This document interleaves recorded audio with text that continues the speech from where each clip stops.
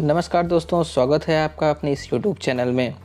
दोस्तों, आज की इस वीडियो में हम बात करने वाले हैं भारतीय साक्ष्य अधिनियम की धारा 11 के बारे में, जो कि हमारा बात करता है एलीबाई का सिद्धांत के बारे में, इसके अलावा अन्यत्र का तर्क के बारे में। इसके अलावा अगर इसमें और हम देखेंगे तो ये हमारा धारा 11 क्या कहता है। ये कहता है कि कोई भी तथ्य अगर अन्यथा सुसंगत नहीं है किसी तथ्य से और कब सुसंगत होंगे, तो इस तथ्य के बारे में हमको धारा में इसका जवाब मिल जाएगा। इसके अलावा धारा 11 की बात करें तो इसमें एलीबाई का सिद्धांत के नाम से भी क्वेश्चन आता है एग्जाम में, और अन्यत्र का तर्क क्या होता है इस पे भी क्वेश्चन पूछे जाते हैं। तो चलिए इन सारे सवालों का जवाब हम इस वीडियो में ढूंढने की कोशिश करते हैं। तो चलिए इस वीडियो को शुरू करते हैं और जानते हैं कि हमारा ये धारा 11 क्या कहता है। सबसे पहले इस क्वेश्चन के इम्पोर्टेंस को हम समझ लेते हैं। इस क्वेश्चन के इम्पोर्टेंस की अगर हम बात करें तो ये जो है, देखिए, बिहार जुडिशियल सर्विस में ये सन 2019 का ये क्वेश्चन था। ये काफ़ी इंपॉर्टेंट क्वेश्चन है, जो कि मेंस में ये पूछा गया क्वेश्चन था। इसमें देखिए क्वेश्चन किस तरीके से पूछा गया था। इसमें पूछा गया था कि वे तथ्य अन्यथा सुसंगत नहीं हैं, कब सुसंगत होंगे। अगर कोई तथ्य है, अगर वो अन्यथा सुसंगत नहीं है तो कब सुसंगत होगा, इस बारे में इसमें पूछ रहा है। अपने उत्तर में दृष्टांत भी दीजिए, मतलब उदाहरण के सहित आपको उत्तर देना है। इसके अलावा और कैसे इसको पूछा गया था, एलीबाई का सिद्धांत क्या है, इसके बारे में विवेचना हमको करनी है। इसके अलावा क्या है, इसके अलावा और है कि अन्यत्र का तर्क पर टिप्पणी लिखिए। तो ये 3 तरह के बदल बदल के क्वेश्चन पूछते हैं। तो चलिए हम इस क्वेश्चन का आंसर देखते हैं कि क्या होगा। तो इसके अगर हम आंसर की बात करें तो इसमें देखिए क्या कह रहा है कि भारतीय साक्ष्य अधिनियम की धारा 11 में वे तथ्य जो अन्यथा सुसंगत नहीं हैं, कब सुसंगत हैं के बारे में आवश्यक प्रावधान किया गया है। मतलब जो हमारा धारा 11 है वो हम बताता है कि अगर कोई तथ्य है, ठीक है, वो अगर सुसंगत नहीं है तो कब वो सुसंगत माने जाएंगे, इसके बारे में ये धारा हमारा प्रावधान करती है।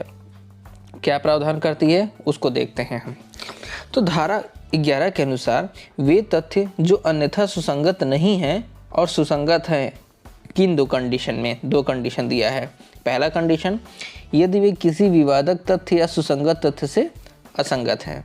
मान लीजिए कोई फैक्ट इशू है, कोई विवादक तथ्य है, तो उससे क्या है, उससे वो या तो सुसंगत तथ्य हैं या फिर असंगत हैं, तो उसको माना जाएगा वो सुसंगत हैं। ठीक है, कहने का मतलब कि यदि वे किसी विवादक तथ्य या सुसंगत तथ्य से असंगत हैं, मतलब इन दोनों से इसका संबंध नहीं है। ठीक, ये कह रहा है। दूसरा पॉइंट हमारा क्या कहता है, यदि वे स्वमेव या अन्य तथ्यों के संसर्ग में किसी विवादक तथ्य या सुसंगत तथ्य का अस्तित्व या अनस्तित्व अत्यंत अधिसंभाव्य या अनाधिसंभाव्य बनाते हैं। मतलब कि अगर कोई फैक्ट है, ठीक है, तो उसके क्या कहते हैं, उसको सुसंगत तथ्य का जो अस्तित्व होता है उसका अस्तित्व या अनस्तित्व या अधिसंभाव्य या अनाधिसंभाव्य बनाते हैं। मतलब उस तत्व के अस्तित्व को बताते हैं, अनस्तित्व को बताते हैं कि अस्तित्व में है या नहीं, उसकी संभावना क्या है, उसकी क्या संभावना नहीं है, तो इन सब के बारे में बताते हैं जो हमारा धारा 11 है। इस धारा 11 के बारे में अगर हम दृष्टांत के तौर पे देखेंगे तो आपको और अच्छे से क्लियर होगा। तो चलिए दृष्टांत के तौर पे हम इसको समझने की कोशिश करते हैं। दृष्टांत हमारा क्या कहता है, दृष्टांत हमारा कहता है, देखिए पहले इसमें क्वेश्चन कर रहा है, दृष्टांत कह रहा है कि प्रश्न यह है कि क्या क ने किसी आमुक दिन में कलकत्ते में अपराध किया है। मतलब ये जो क नाम का व्यक्ति है, क्या किसी दिन उसने अपराध किया है कलकत्ते में, कोई किसी दिन। तो देखिए अब इसका क्या है, अब इसका सार कैसे निकलता है कि यह तथ्य कि वह उस दिन लाहौर में था सुसंगत है। अब ये कहा जा रहा है कि जिस दिन भाई इस अपराध की बात हो रही है उस दिन तो जो क नाम का व्यक्ति है वो तो लाहौर में था, लाहौर जो कि कलकत्ता से काफ़ी दूर है। ठीक है, अब दूसरा पॉइंट इसमें क्या आ रहा है कि यह तथ्य कि जब अपराध किया गया था उस समय के लगभग का उस स्थान से जहाँ की वह अपराध किया गया था इतनी दूरी पर था कि क द्वारा उस अपराध का किया जाना यदि असंभव नहीं तो अत्यंत अनाधिसंभाव्य था, सुसंगत है। मतलब कह रहा है कि जिस समय ये अपराध हुआ है, ठीक है, ये अपराध कोलकाता में हुआ है और उस समय क लाहौर में था, तो इसमें ये कहने की कोशिश कर रहा है कि भाई जिस समय अपराध हुआ है वो क जो है वो कोलकाता से इतनी दूर था कि या तो उसको असंभव तो नहीं कहा जा सकता है, लेकिन ऐसा कहा जा सकता है अनादि संभव। वो इतना आसान भी नहीं है कि कोई व्यक्ति लाहौर से कोलकाता जाके किसी का अपराध करे, किसी का मर्डर करे, ठीक है। तो इसमें ये बताने की कोशिश कर रही है। तो ये जो दोनों पॉइंट हैं कि इसका जो ये असंभव नहीं तो क्या अनादि संभव है, तो ये कहा जा रहा है कि ये जो पॉइंट है ये हमारा सुसंगत माने जाएंगे कि असंभव नहीं है तो ऐसा भी नहीं कह सकते हैं कि वो ऐसा कर नहीं सकता है, ठीक है। दूसरा पॉइंट हमारा क्या कहता है? दूसरा पॉइंट हमारा ये कहता है, इसमें भी प्रश्न पूछ रहा है कि प्रश्न यह है कि क्या क ने अपराध किया है। अब क्वेश्चन ये उठ रहा है कि क ने क्या अपराध किया है। अब देखिए इसका सार क्या निकलता है। परिस्थितियां ऐसी हैं कि अपराध क ख ग घ में से किसी एक के द्वारा अवश्य किया गया होगा। भाई जाहिर सी बात, अगर अपराध हुआ है तो कोई ना कोई तो अपराध किया ही गया होगा, चाहे वो क किया हो, ख किया हो, ग किया हो या फिर घ किया हो, ठीक। यह हर तथ्य जिससे यह दर्शित होता है कि वह अपराध किसी अन्य द्वारा नहीं किया जा सकता है, वह ख ग या घ में से किसी द्वारा नहीं किया गया सुसंगत है, ठीक है। कहने का मतलब है कि यह देखा जाता है कि यह दर्शित होता है कि वह अपराध, अगर कोई ऐसा अपराध है जो किसी अन्य द्वारा नहीं किया जा सकता, मतलब इन लोगों के अलावा क ख ग घ के अलावा किसी अन्य के द्वारा नहीं किया जा सकता है, तो वो इनमें से किसी के द्वारा नहीं किया गया था। अगर कहा जा रहा है इनमें से किसी के द्वारा नहीं किया गया था, तो ये भी एक सुसंगत माना जाएगा कि ये इससे कहीं ना कहीं रिलेटेड है। ऐसा कैसे हो सकता है भाई कि भाई अपराध हुआ है तो इन्हीं चार में से तो कोई करेगा, अन्य तो कोई करेगा नहीं, जब इनके अलावा कोई और अपराध कर ही नहीं सकता है तो, ठीक है। अब आगे इसमें क्या कह रहा है? आगे इसमें कह रहा है कि एक मिनट, इसमें आगे कह रहा है कि धारा 11, ठीक है, धारा 11 जो है ऐसे तथ्यों के बारे में नियम बनाती है जो वाद के तथ्यों से ऐसा संबंध नहीं रखते हैं कि स्वयं सुसंगत हो सके। मतलब कि कह रहा है कि कोई जो धारा 11 है ऐसे नियम को बताती है जो वाद के तथ्यों से, जो कोई मामला चल रहा है उसके फैक्ट से ऐसा संबंध नहीं रखते हैं, मतलब वैसा कोई संबंध नहीं रखते हैं जिससे वो स्वयं सुसंगत हो सके, कि वो अपने आप ही सुसंगत हो जाएं, उससे रिलेटिव हो जाए, ठीक है। और केवल इस कारण सुसंगत मान लिए गए हैं कि वह उस मामले के तथ्यों से या तो असंगत हैं या होने या न होने के तथ्य को अत्यंत अधिसंभाव्य या अनाधिसंभाव्य बनाते हैं। कहने का मतलब ये है कि देखिए इसमें क्या कर रहा है कि धारा 11 ऐसे नियम बनाते हैं जो वाद के तथ्यों से ऐसा संबंध नहीं रखते हैं जो स्वयं सुसंगत हो सके, और जो केवल इस कारण से सुसंगत मान लिए गए हैं, इस कारण सुसंगत मान लिए गए हैं कि वो मामले के तथ्यों से या तो असंगत होंगे या तो होने हैं या तो न होने के कारण अत्यंत अधिसंभाव्य अनाधिसंभाव्य बनाते हैं। मतलब कोई ना कोई तो होगा, या तो वो असंगत होंगे, उससे संगत नहीं होंगे, या तो वो उससे रिलेटेड होंगे, या तो उससे नहीं होंगे। कहने का मतलब ये तीनों में से कोई तो होगा जो इस तत्व को क्या बनाती है, अति संभाव्य या अनाधिसंभाव्य, या तो एकदम संभव मान लिया जाता है या फिर उसके संभव होने के चांसेस होते हैं। तो इसमें ये कह रहा है। आगे इसमें क्या कहता है कि धारा 11 सुसंगतता के सिद्धांत का प्रतिपादन करती है। जो धारा 11 है वो सुसंगतता के सिद्धांत का प्रतिपादन करती है, ठीक है। अतः यह धारा सुसंगत तथ्यों की अवशिष्ट धारा कही जा सकती है। जो सुसंगत धारा होती है धारा 11, उसकी एक अवशिष्ट धारा कही जा सकती है। जो तथ्य इसके पूर्व की धारा से सुसंगत नहीं है वे इस धारा में सुसंगत घोषित किए गए हैं, ठीक है। ऐसा कोई भी फैक्ट जो इसके पहले की धारा में, ठीक है, इसके पहले की धारा से सुसंगत नहीं है, रिलेटेड नहीं है, वे इस धारा में सुसंगत घोषित कर दिए जाएंगे। मतलब इससे पहले की अगर कोई जो धारा बताई गई है, अगर वो इससे मेल नहीं खाते हैं तो उसको माना जाएगा कि वो इससे संबंधित हैं, वो इससे सुसंगत घोषित कर दिए जाएंगे। आगे हमारा क्या कहता है, धारा 11 के अंतर्गत हम देखेंगे तो 2 खंड हैं, ठीक है, 2 खंड दिए गए हैं। प्रथम खंड यह निर्धारित करता है कि वे तथ्य जो विवादक तथ्य या सुसंगत तथ्य से असंगत होते हैं वे सुसंगत कहलाते हैं। मतलब जो किसी फैक्ट इशू, मतलब जो विवादक तथ्य होते हैं या सुसंगत तथ्य से अगर किसी प्रकार से असंगत होते, मतलब उससे संबंधित नहीं होते हैं, तो उसको मान लिया जाता है वो सुसंगत है, ठीक। दूसरा हमारा खंड क्या कहता है, दूसरा हमारा खंड कहता है कि वे तथ्य जो या तो स्वयं या अन्य तथ्यों के संसर्ग में किसी विवादक तथ्य का अस्तित्व अत्यधिक संभावित या असंभावित बनाते हैं, सुसंगत होते हैं। मतलब ये कह रहा है दूसरा कि वे तथ्य जो स्वयं या किसी अन्य तथ्यों के संसर्ग में, मतलब या तो स्वयं हो या कोई अन्य तथ्य हो, दूसरा कोई फैक्ट हो, को में किसी विवादक तथ्य, कोई ऐसा विवादक तथ्य होता है कि उसका जो अस्तित्व होता है, उसके अस्तित्व को अधिक संभावित, मतलब उसको संभावित बनाते हैं या असंभावित बनाते हैं। अगर ऐसा कोई तथ्य है जो किसी तथ्य को संभावित बनाता है या असंभावित बनाता है तो उसको क्या कहा जाएगा, वो उसको ये दूसरे खंड में माना जाएगा। ठीक है, ये धारा 11 में बताया गया है। अब हमारा आता है एलिबाई का अभिवचन, प्ली ऑफ द एलिबाई। इसके बारे में चलिए हम अच्छे से देखते हैं कि एलिबाई का सिद्धांत क्या कहता है। इसका जो अर्थ होता है वो क्या होता है, अन्यत्र उपस्थिति का तर्क। ठीक, जिसको अभी हमने क्वेश्चन में देखा था। इसमें कह रहा है कि इस धारा का प्रथम नियम यह है कि वे तथ्य भी जो अन्यथा सुसंगत नहीं हैं, सुसंगत हो जाएंगे यदि वे किसी विवादक तथ्य या सुसंगत तथ्य से असंगत हो।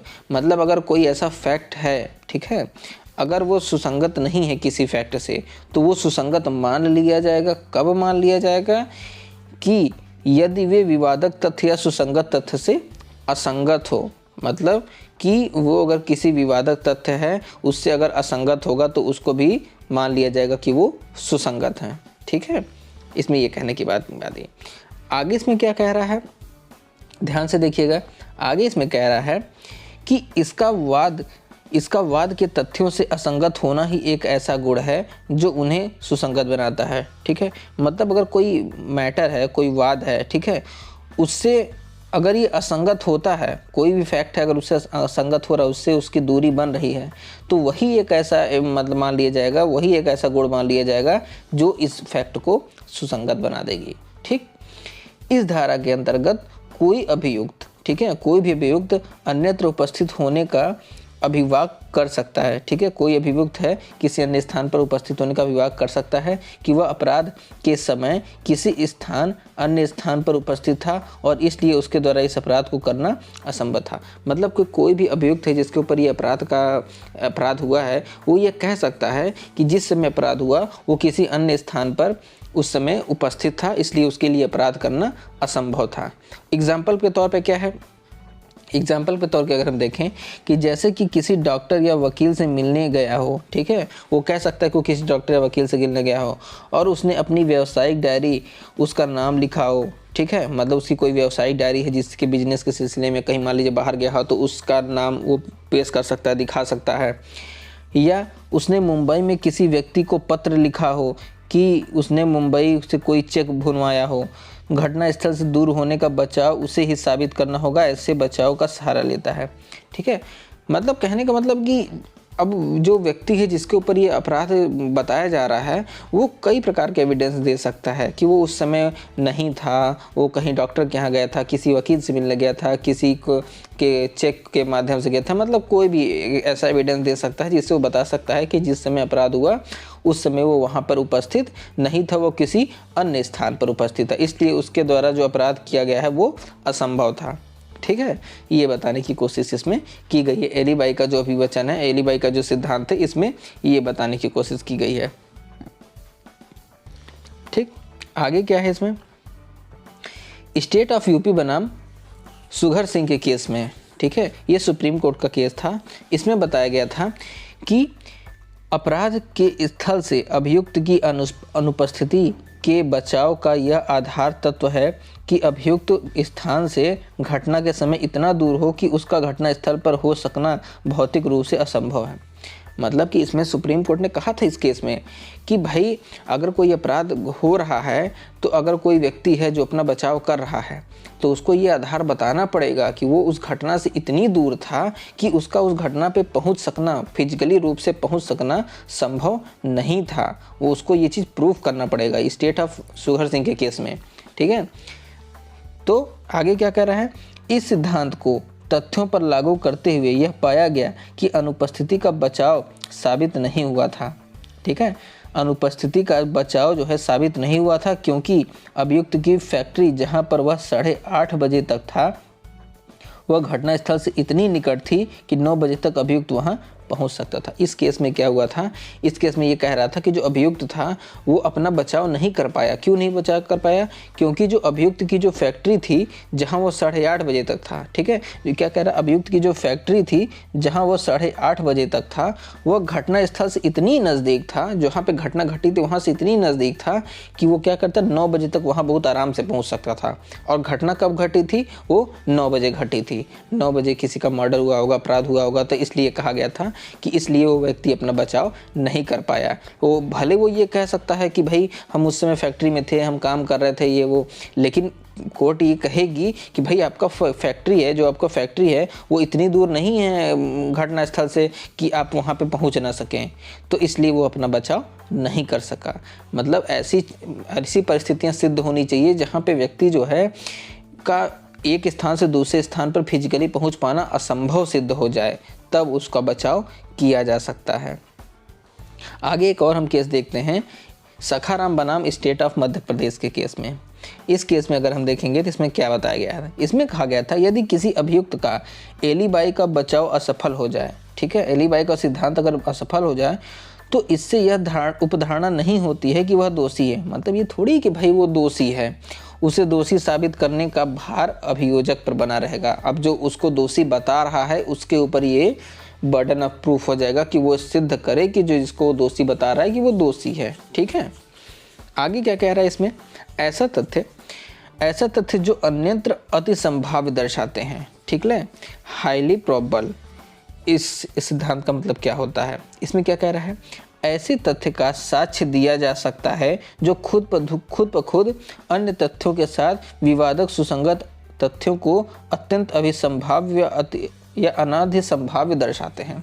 मतलब ऐसे हम एविडेंस दे सकते हैं कोर्ट के सामने जो खुद पे खुद क्या कर सके, वह अन्य तथ्यों के साथ, किसी अलग फैक्ट के साथ जो विवादक तथ्य हैं, जो मामला जो चल रहा है उसके विवादक तथ्य या सुसंगत तथ्यों को अत्यंत अधिसंभाव्य अनादि संभाव्य दर्शाते हैं, ठीक है। मतलब कि जो व्यक्ति है वो कोर्ट में ऐसे एविडेंस दे सकता है जो ये सिद्ध कर सके कि जो विवादक तथ्य है, जो सुसंगत तथ्य है, वो उसको असंभव बनाती है। मतलब कि वो व्यक्ति वहाँ नहीं पहुँच पाता है, नहीं पहुँच सकता है जिस समय घटना घटी, ठीक है। आगे क्या कर रहा है, कई मामलों में विशेषकर जिनमें प्रत्यक्ष साक्ष्य होना कठिन होता है, ऐसा कई बार कैसा होता है जिसमें कि जो डायरेक्ट एविडेंस होते हैं वो प्रूफ करना काफ़ी कठिन होता है। तो ऐसे मामलों में क्या होता है कि न्यायालय को संभावनाओं के हिसाब से काम करना पड़ता है। न्यायालय को अब ये बताना, मतलब वो अब क्या करती है न्यायालय, अब संभावना व्यक्त करती है, ठीक है, उसके हिसाब से अपना वर्क करना पड़ता है कि क्या परिस्थितियाँ रही होंगी।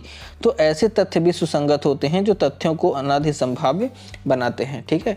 उस समय जो व्यक्ति, जो न्यायालय होती है वो संभावना के हिसाब से करती है। जहाँ पे देखिए अब यहाँ पे क्या हो रहा है, यहाँ पे प्रत्यक्ष साक्ष्य नहीं मिल रहा है, तो न्यायालय क्या कह रही है, ये संभावना के हिसाब से काम कर रही है। तो वही वो व्यक्ति क्या कर सकता है, वो व्यक्ति ऐसे, अभी यहाँ पे हमने बताया ना, ऐसे एविडेंस, ऐसे साक्ष्य वो दे सकता है जो खुद ब खुद क्या कर सके, विवादक तथ्यों को अनाधि संभाव्य बना सके। मतलब कोर्ट के सामने ऐसा वो एविडेंस पेश करता है जिससे कोर्ट को ये विश्वास हो जाए कि भाई ये ऐसा संभव नहीं है, क्योंकि भाई कोर्ट तो संभावना के हिसाब से अपना काम कर रही है, तो इसलिए वो ऐसा एविडेंस दे के अपना बचाव कर सकता है, ठीक है। आगे इसमें क्या कह रहा है, संतन सिंह बनाम स्टेट ऑफ पंजाब के केस में 2 केस हमारा है, लास्ट के 2 केस हैं, तो इसमें धीरे इस केस का हम बारे में बात करते हैं। ये केस हमारा क्या कहता है, ये केस हमारा कहता है कि गवाहों को, इस केस में क्या कहता है, सुप्रीम कोर्ट में गवाहों को बताया गया कि उन्होंने देखा कि मृतक को करीब 25 फुट की दूर से गोली मारी गई थी, ठीक है। जो गवाह थे उन्होंने बताया कि जो मृतक है उसको 25 फुट की दूर से गोली मारी गई थी, और डॉक्टरी गवाही यह कह रही थी कि जख्मों की प्रकृति से यह प्रकट होता है कि घाव केवल 1 गज की दूरी से। भाई उसका पोस्टमार्टम होता तो ये पता चलता है कि जो गोली है वो दूर से नहीं मारी गई थी, 1 फीट की दूरी से मारी गई थी, लेकिन जो गवाह थे उन्होंने क्या देखा था कि करीब 25 फुट की दूरी से गोली मारी गई थी, ठीक। अब देखिए आगे क्या कह रहा है इसमें, इससे गवाहों के बयान अधिसंभाव्य हो जाते हैं। अब ये जो गवाहों के बयान हैं, अब इनके ऊपर विश्वास किया जाए या ना किया जाए, अब ये मामला पेचीदा हो गया। तो इसमें क्या करेगी कोर्ट, अपना संभावना व्यक्त करेगी, अधिसंभाव्य हो जाते हैं। आगे क्या हो रहा है, 2 पक्षकारों के बीच किसी विलेख में सीमा संबंधी परिवर्तन किन्हीं अन्य दो व्यक्तियों के बीच सीमा संबंधी विवाद से सुसंगत नहीं होते जब तक कि सीमा की स्थिति के तथ्य साक्षी के रूप में निष्पादन न्यायालयों के समक्ष हाजिर न हो। कहने का मतलब है कि इसमें क्या कह रहा है, हम आपको दूसरे कलर से दिखाते हैं। इसमें कह रहा है कि दो पक्षकारों के बीच, मान लीजिए दो पक्षकारों के बीच है, किसी विलेख में, कोई विलेख जमीन से संबंधित कोई विवाद हो गया, सीमा संबंधी परिवर्तन, उसके बॉर्डर से संबंधित विवाद हो गया, किन्हीं अन्य दो व्यक्तियों के बीच सीमा संबंधी विवाद, इन लोगों के बीच दो पक्षकार हैं, इसके अलावा कोई अन्य दो और पक्षकार हैं, उन दोनों के बीच सीमा संबंधी विवाद में सुसंगत नहीं होते हैं, आपस में सुसंगत नहीं होंगे। कब नहीं होंगे? जब तक कि सीमा की स्थिति के तथ्य, जो सीमा की जो स्थिति है, जो उसका एक्चुअली जो सीमा है उसकी स्थिति जो है साक्षी के रूप में निष्पादन न्यायालय के समक्ष में हाजिर न हो जाए। ठीक है, मतलब कि उस ज़मीन की या जो मामला है उससे संबंधित उसके जो प्रावधान है, जो मान लीजिए ज़मीन का मामला है, तो उसके बॉर्डर के जब तक एविडेंस न्यायालय के सामने न प्रूफ हो जाए तो तब तक कि इसको नहीं माना जाएगा, तब तक इस पे जो न्यायालय है वो क्या करेगी, वो अपना संभावना व्यक्त करेगी। ठीक है, अब इसमें हम चलते हैं अपने लास्ट केस में। लास्ट केस हमारा क्या कहता है, ग्रेड लक्ष्मी मंगराजू बनाम स्टेट ऑफ एपी, मतलब आंध्र प्रदेश। अब इसमें सुप्रीम कोर्ट ने क्या कहा था, सुप्रीम कोर्ट ने कहा था कि अंगुली चिन्ह का, ठीक है, अंगुली चिन्ह का वारदात के स्थल पर उपस्थित होना एक सकारात्मक साक्ष्य है। मान लीजिए किसी के फिंगरप्रिंट है, वो वारदात जहाँ पे घटना घटी वहाँ पे मौजूद हैं, ठीक है, तो एक सकारात्मक, इसको मानेंगे हमारा एक पॉजिटिव एविडेंस है, इसको कोई झुठला नहीं सकता, क्योंकि किसी के फिंगरप्रिंट मैच नहीं करते हैं, किसी दूसरे के फिंगरप्रिंट से मैच नहीं करते हैं। ठीक, तो क्या है, परंतु ऐसे साक्ष्यों का न होना, परंतु ऐसे साक्ष्यों का न होना क्या कह रहा है, रूप में इंगित करता, इस रूप में इंगित करता है कि प्रश्नगत व्यक्ति कहाँ उपस्थित नहीं था। ठीक है, मतलब अगर इस तरह का, जैसे मान लीजिए कहीं किसी के फिंगरप्रिंट मिलते हैं, तो यह इंगित नहीं करता है कि प्रश्नगत व्यक्ति कहाँ उपस्थित नहीं था।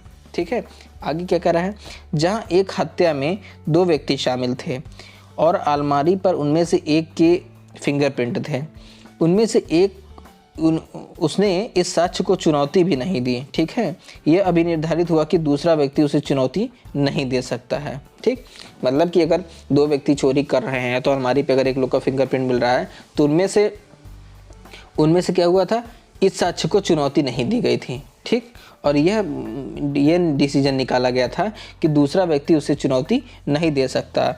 उसे यह कहते हुए नहीं सुना गया था कि घटना स्थल पर उसके उंगली के चिन्ह का न होना यह साफ साफ दर्शित करता है कि वह वहाँ पर नहीं था। कहने का मतलब है कि अगर घटना स्थल पर उससे यह कहते हुए सुना नहीं गया था, मतलब देखिए इसको हम सीधे से आपको समझाने की कोशिश करते हैं। इसमें यह हो रहा है कि दो व्यक्ति क्या कर रहे हैं, चोरी कर रहे हैं, ए और बी चोरी कर रहे हैं। ठीक है, अब चोरी कर रहे हैं तो इसमें ए के जो फिंगरप्रिंट है किसी अलमारी पे मिल जाते हैं। तो अब जब दोनों चोरी कर रहे हैं तो ये जो बी है इसको भी अपराधी माना जाएगा। ठीक है, अब भले ही क्या किया जाएगा, इस साक्ष्य को चुनौती नहीं दे सकता। बी जो है ये नहीं कह सकते हम इसके साथ नहीं थे, भाई इन दोनों का ये चीज़ प्रूफ हो गया है कि ए और बी दोनों साथ में चोरी किए हैं। ठीक है, लेकिन अब ए का फिंगरप्रिंट मिला तो इससे डिसाइड हो गया कि भाई दोनों लोग साथ में थे, क्योंकि इन लोग भी थे। ठीक है, और ए और बी हमेशा साथ में, इस चीज़ पहले से ही प्रूफ हो चुकी है। तो कुल मिला के हमारा भारतीय साक्ष्य अधिनियम का धारा 11 हमारा इसी बारे में बात करता है। इसमें क्या कहता है कि कोई भी तथ्य है अगर वो अन्यथा सुसंगत नहीं है तो वो कब सुसंगत होंगे इस बारे में बात किया गया है। इसके बारे में इसमें हमने क्या देखा, एलीबाई के सिद्धांत के बारे में क्या देखा, एलीबाई के सिद्धांत के बारे में देखा। इसके अलावा हमने क्या देखा, अन्यत्र का तर्क क्या होता है। तो कुल मिला के इसको हमारे सेक्शन 11 में इसको अगर हम देखेंगे तो सेक्शन 11 में इसको बताने की कोशिश की गई है। ठीक है, तो दोस्तों ये था हमारा भारतीय भारतीय साक्ष्य अधिनियम का धारा 11, ठीक है, जिसमें हमने इस पॉइंट को डिटेल में अच्छे से हिंदी के माध्यम में समझा। आई होप कि आपको हमारा इस वीडियो काफ़ी पसंद आया होगा। पसंद आया तो आप हमारे इस वीडियो को लाइक कीजिए, कमेंट कीजिए, फ्रेंड के साथ शेयर कीजिए, और अगर आपके मन में कोई क्वेश्चन हो तो आप नीचे कमेंट बॉक्स में पूछ सकते हैं। मिलते हैं हम आपसे अगले वीडियो में, तब तक के लिए थैंक यू।